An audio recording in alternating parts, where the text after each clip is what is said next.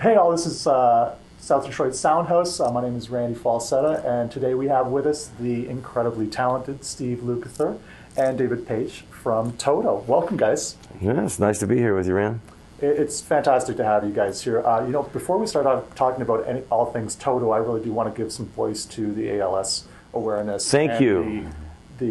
The sensation that's gone around the internet with the Ice Bucket Challenge, and we know it's near and dear to your hearts. It's truly remarkable how this thing came out of nowhere, sparked by somebody who has the disease.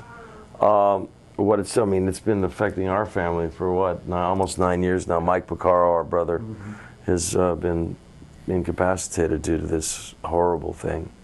And I have another friend, Jason Becker, who's a famous metal guitar player, who was in David Lee Roth's band. He suffered for 22 some odd years or something.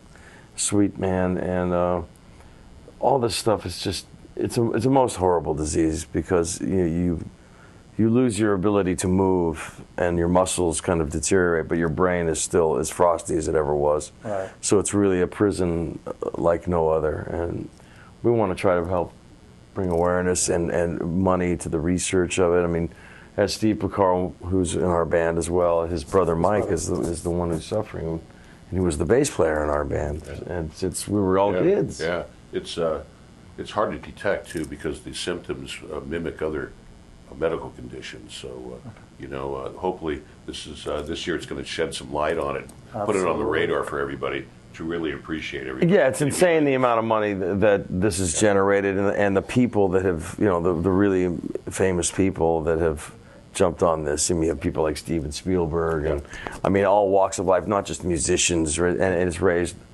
I hear a lot. The last count we heard that was legit was over 50 million, and now we're hearing much larger numbers. And whereas people, I've heard there's criticisms. Well, they're going to use animals to test things. Well, they use animals to test shampoo. You know what I mean? I'm a big animal peace and love guy too. But at the same time, when ALS is a death sentence, I guarantee you anybody that has this disease would line up and take